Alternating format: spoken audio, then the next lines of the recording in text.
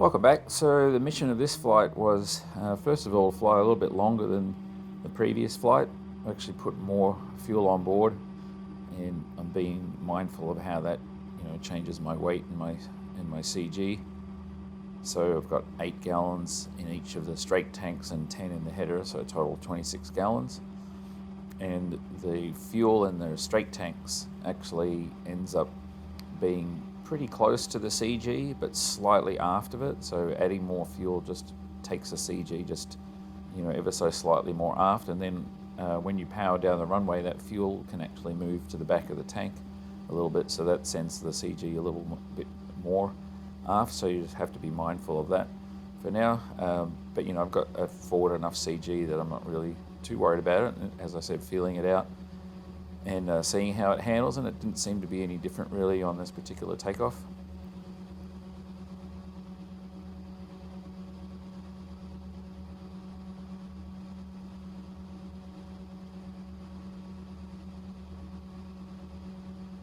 And the other thing I wanted to test on this flight was I changed how I was securing that lower floor on that inlet scoop.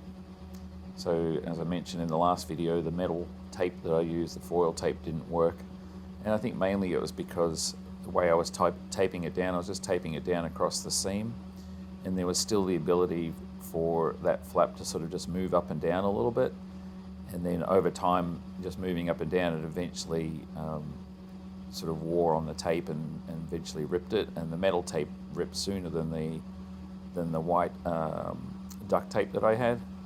So I think the problem was it was able to move up and down. So what I did was I taped it on the sides first, sort of pulling it down, because there is an area to secure it to on the sides.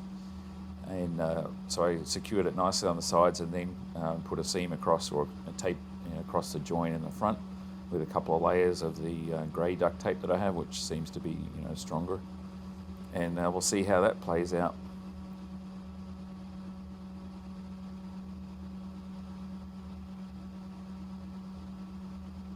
So I was executing a similar climb profile to what I've been doing, trying to keep my profile similar so I can do comparisons to see. But not having made any changes to the cooling on this one, the only thing that was really different was potentially the ambient temperature. I think it was a little bit warmer this particular day. I think it was already 60 degrees or 65 degrees. I think at altitude the lowest temperature I saw was 50 degrees once I got up a little bit. And as I mentioned last time, I think the cooling, I think I've pretty much done everything that I can, other than making some, major changes. Bell off the tower, Cirrus 555, Sierra Bella.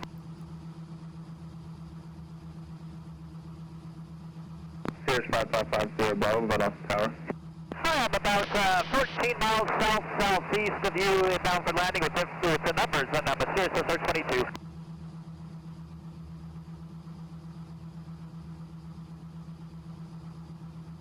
And 555 Sierra Bravo, enter a left downwind, runway 17, report midfield. Left downwind for 17, report midfield, 555 Sierra Bella. Yeah, I can't seem to think of any other different ways aerodynamically that I could get more air moving more cleanly through the engine cowling now.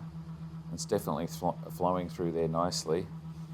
I'm going to put my temp sensors there on that oil cooler in the back to see how that is working.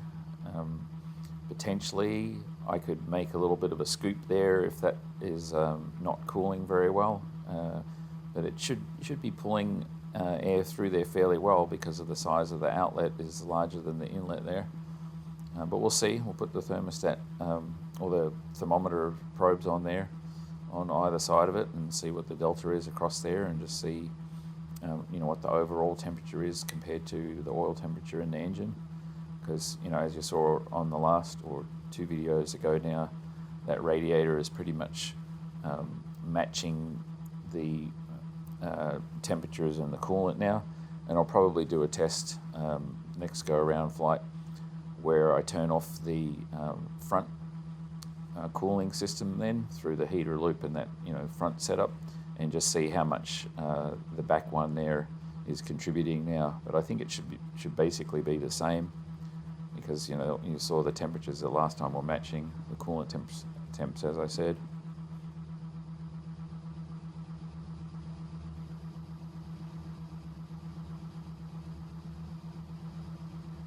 And you might notice there that my static reading, I think, is getting better. Indicated airspeed is 119 and ground speed showing, 118 and ground speed showing 119 there, with a slight head crosswind, which that looks about right. Potentially it should be a little bit higher on the indicated airspeed if that wind is actually coming with a bit of a headwind component. But either way, it's fairly accurate there. But I still am going to experiment with this pipe repeater blade, using the static port on that, and see how that plays out.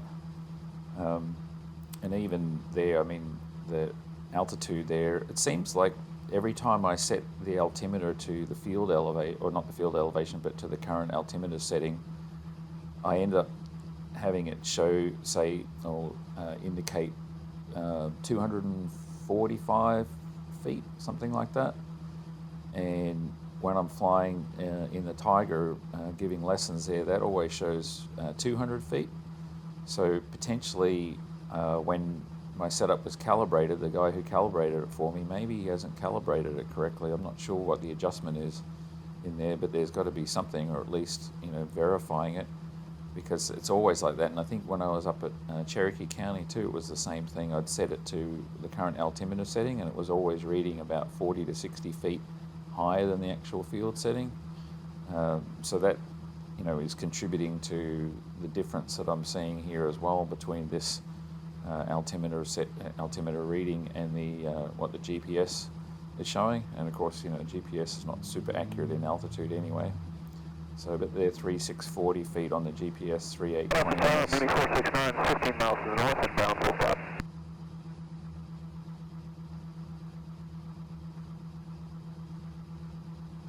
Number 10469, right off the tower, make straight in runway 7, report 3 mile final.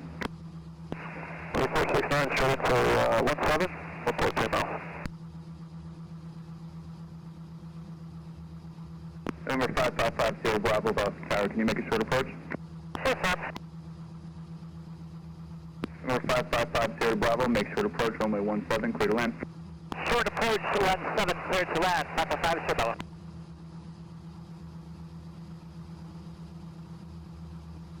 Here's 50 Bravo, caution, there's a small bog on the airfield, we're trying to get him now. Alright, I'll look for him. Hot dog. Bravo, off the tower.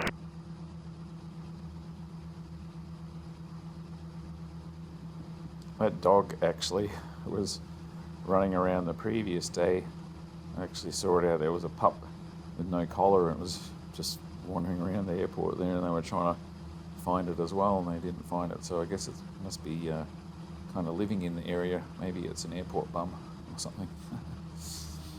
Anyway, so cruising along here. The other thing I did coming up here, and I'm going to sort of fast forward through it, but I was activated the autopilot again just to see how things are going, and I think I've adjusted the gain a little bit high on the heading there, because I think I turned it up a little bit, and it felt like it was a little bit too aggressive on the turn.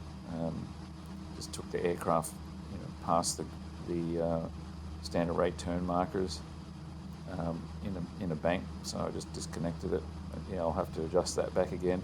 But I think the pitch is holding better in the pitch now, because that seemed to be able to hold the nose level.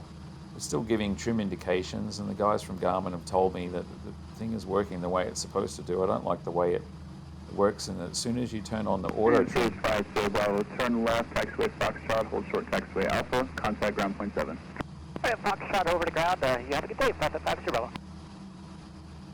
yeah, as soon as you turn on the auto trim function for the autopilot, then anytime the autopilot is active and you manually use the trim, it'll disengage the autopilot. And I don't think that's a great idea, because at the same time it still sends indications to the screen to say, hey, trim up or trim down. Now, whether it's trying to do it or not, it's not working. It doesn't do it.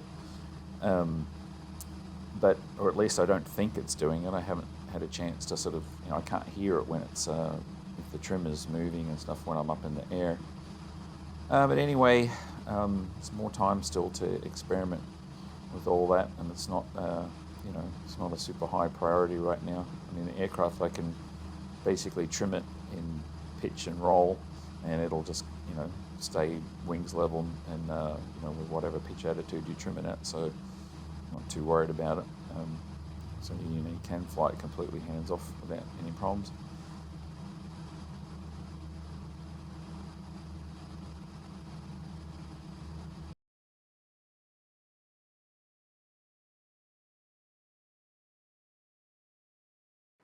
And here's where I activated the autopilot, as you can see there, just briefly. It's still showing those trim up messages and that, but it was keeping level. I think I still need to adjust the gain as well, a little bit more on the pitch control.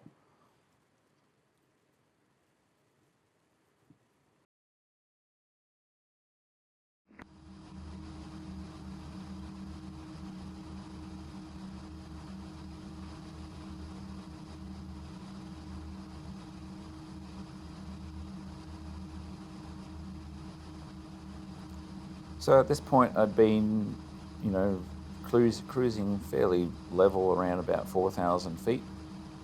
And so I was thinking, well, maybe I'll climb up to 5,000 feet and see if the temperature is a little bit cooler there. And I just keeping the same power setting there. So you got basically 12.9, 13 gallons an hour.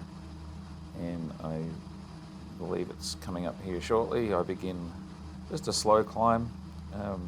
As I said, not changing anything. I don't even think I really even changed the prop setting, or maybe I flattened the prop just a tiny bit, 100 RPM on the engine. But just began sort of just a slow climb up to 5,000 feet, and everything's just been running the way it's been running, and trying to just get some more time on this, and mainly see that I can get in a flight where I don't have any issues or anything.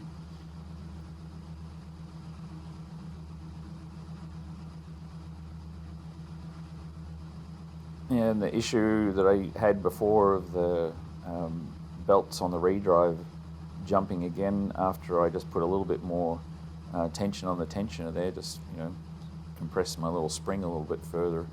I haven't had any problems with that, so that's been good. And those oil seals and stuff that I've replaced out in the redrive weren't giving me any problems in the last couple of flights.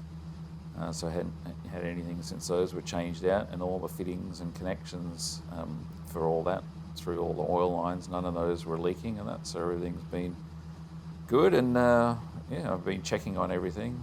After every flight I have the cowling off and have a look to see if there's anything that's not looking right. Just checking over and making sure. So I'm climbing up here, as you can see, 4,400, 4,480. Everything's still normal. Yeah, got a nice view of the airport down there below me, so staying close. It's been nice. I'm above the Class Delta airspace here, just inside the airspace still. So not really in anybody's way, and I've got my traffic reporting, and I'm listening to the tower, so I know if anybody's coming and going out of there. There's definitely a possibility of some military aircraft come around here, but I'm pretty sure that they can see me with all their reporting. I can't see them on the traffic advisory because they're all hidden. I saw one trainer go by the other day that went sort of below me, heading over to Moody Air Force Base. But he was no factor. He was probably 1,500 feet below me as he went by. So here I'm at 4,700 feet, and you're seeing here, I'm seeing an occasional flash on my display there for oil pressure, and I've got that set to just come on if the oil pressure drops below 50 psi. And every now and then out of the corner of my eye I was just seeing a little flash on there, so I went over to have a look on my other display that gives me the actual oil pressure gauge, the reading, just to have a quick look over there, and it was, you know, running where it normally is, sort of between sort of 50 and 65 psi, and it fluctuates quite a bit there because, you know, the redrive is taking oil from it. But if you're watching carefully right now, look at the back cowling there, right by the prop.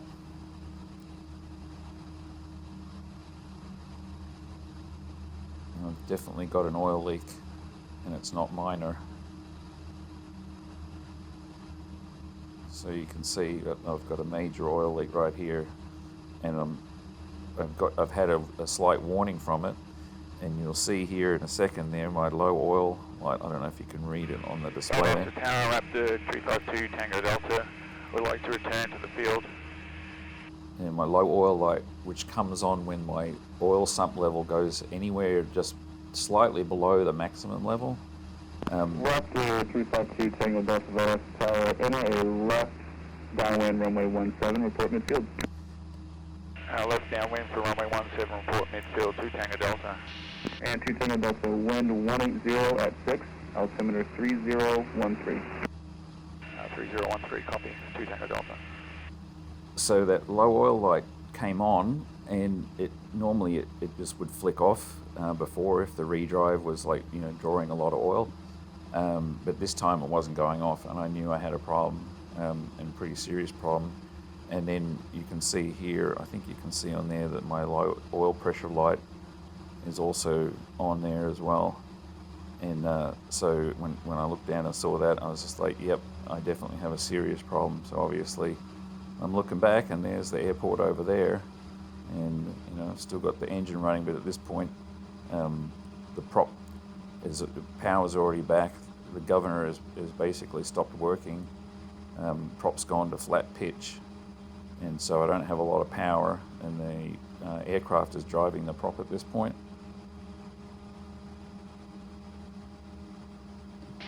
So I'm looking over to the airport and figuring, well, I may not have an engine by the time I make it there with the oil pressure dropping off. And I was looking and knowing that the wind was coming out of the south, I could land potentially on 3.5. I could also potentially land on 3.1, although I think it's closed. I don't think they would mind. And then, you know, I knew that there was about, you know, 8 knots from the south. It'd probably be better just to land on 1.7 if I could make it fine. But anyway, those were decisions going through my head at that point. Hey, I've lost the tower up to 352 Tango Delta. I'm going to declare an emergency here. I've got low oil pressure.